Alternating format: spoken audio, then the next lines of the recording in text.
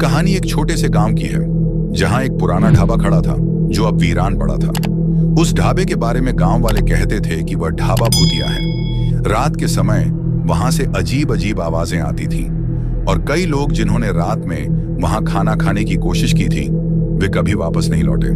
कहानी की शुरुआत विक्रम और उसकी दोस्त मोनिका जो कॉलेज के छात्र थे एक दिन अपने सफर के दौरान उस गांव में रुक गए। विक्रम ने सुना था कि उस गांव में एक पुराना ढाबा है जो अब बंद पड़ा है और वह हमेशा से उस ढाबे के बारे में जानना चाहता था।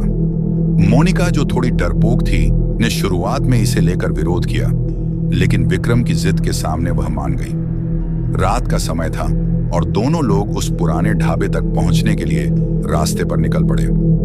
ढाबा गांव से बाहर एक सुनसान जगह पर था। ढाबे तक पहुंचते पहुंचते अंधेरा घना हो गया था और हवा में ठंडक बढ़ गई थी। ढाबे का निर्माण पुराना था और उसमें दरवाजे व खिड़कियां टूट फूट चुके थे।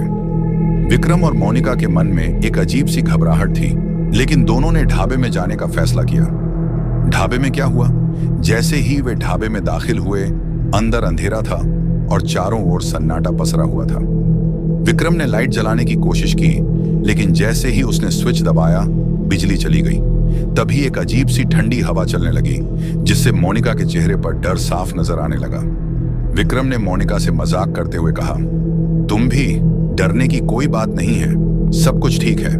लेकिन मोनिका को अंदर से कुछ गलत सा महसूस हो रहा। अचानक ढाबे के अंदर से एक हल्की सी आवाज आई, जैसे कोई खांस रहा हो। विक्रम ने मुड़कर देखा, लेकिन कोई नहीं था। मोनिका डर के मारे विक्रम के पास आई और बोली, क्या तुमने भी सुनी वह आवाज? विक्रम ने हंसी में कहा, कोई नहीं है, तुम सिर्फ डर गई हो। लेकिन मोनिका का डर बढ़ता जा रहा था। वे दोनों ने धीरे धीरे ढाबे के अंदर की ओर कदम बढ़ाए। तभी एक कमरे के अंदर से एक महिला की जोर जोर से चीखने की आवाज आई। मोनिका घबराते हुए विक्रम से बोली, विक्रम, हमें यहां से भागना चाहिए, कुछ ठीक नहीं है। लेकिन विक्रम ने इसे सिर्फ एक ट्रिक मानते हुए कहा, यह सब तुम्हारा भ्रम है, तुम डरपोक हो। तभी वह महिला की चीख फिर से सुनाई दी और इस बार आवाज बहुत करीब आ गई। विक्रम और मोनिका दोनों डर से कांपने लगे। वे दोनों उस कमरे की ओर बढ़े जहां से आवाज आ रही थी। जैसे ही उन्होंने कमरे का दरवाजा खोला, अंदर का दृश्य देखकर उनकी आंखें फटी रह गईं। कमरे के अंदर दीवारों पर खून के धब्बे थे और बीचों बीच एक औरत खड़ी थी जो फटी फटी आंखों से उनकी ओर देख रही थी। उसकी आंखें लाल हो चुकी थीं और उसके मुंह से खून टपक रहा था। वह औरत विक्रम और मोनिका की ओर बढ़ने लगी। विक्रम घबराए हुए चीखा, क्या तुम हो? महिला ने धीमी आवाज में जवाब दिया, मैं वह हूं जो तुमसे मदद मांगने आई थी, पर तुम सबने मुझे अनसुना कर दिया। अब तुम भी मेरी तरह रहोगे। मोनिका चीखते हुए विक्रम से बोली, हमें भागना होगा, अब कुछ नहीं हो सकता। लेकिन विक्रम को जैसे कुछ समझ में नहीं आ रहा था। वह भूतिया महिला उनके पास पहुंच चुकी थी। तभी विक्रम ने एक तेज कदम बढ़ाया और महिला के पास से होते हुए बाहर की ओर दौड़ पड़ा। विक्रम ने मोनिका को भी जल्दी से बाहर की ओर खींच लिया, लेकिन महिला उनके पीछे दौड़ी। जैसे ही वे ढाबे के बाहर आए, महिला की चीख उनके कानों में गूंजती रही। एक पल में यह पूरी जगह भूतिया लगने लगी और हर रास्ता अंधेरे से घिरा हुआ था। अचानक किसी ने विक्रम की कलाई पकड़ी और वह मुड़कर देखा।